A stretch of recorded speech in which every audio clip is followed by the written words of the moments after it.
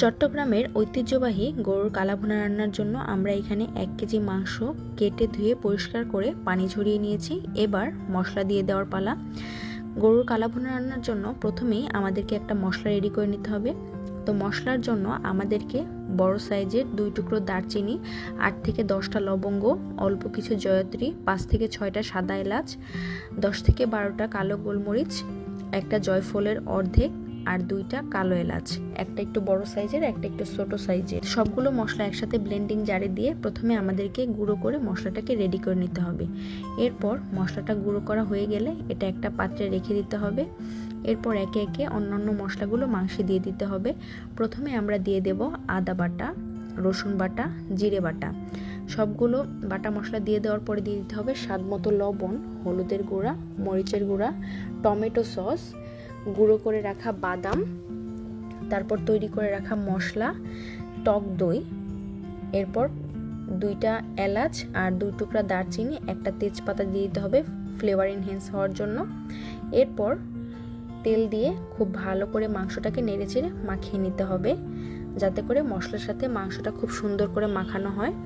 তারপর মাখানো হয়ে গেলে এই পর্যায়ে আমাদেরকে দিয়ে দিতে হবে পেঁয়াজ কুচি দিয়ে আবারও খুব ভালো করে নেড়েচেড়ে মাংসের সাথে পেঁয়াজগুলোকে মাখিয়ে নিতে হবে।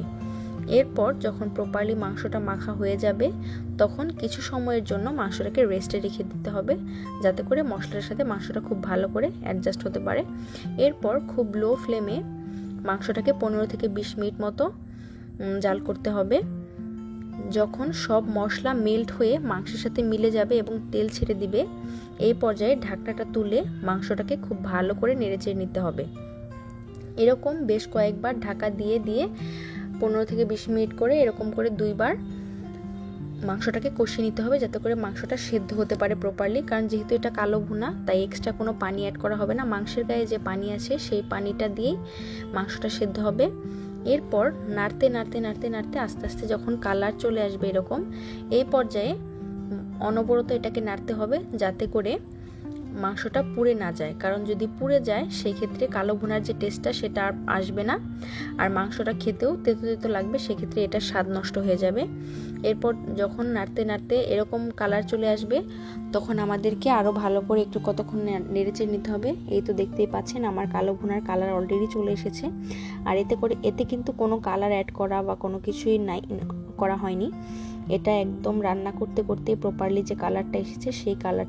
তো খুব সহজেই আপনারাও কিন্তু চাইলে খুব সাধারণ উপকরণে বাসায় বানিয়ে ফেলতে পারেন চট্টগ্রামের ঐতিহ্যবাহী এবং মজার এই কালাভুনা।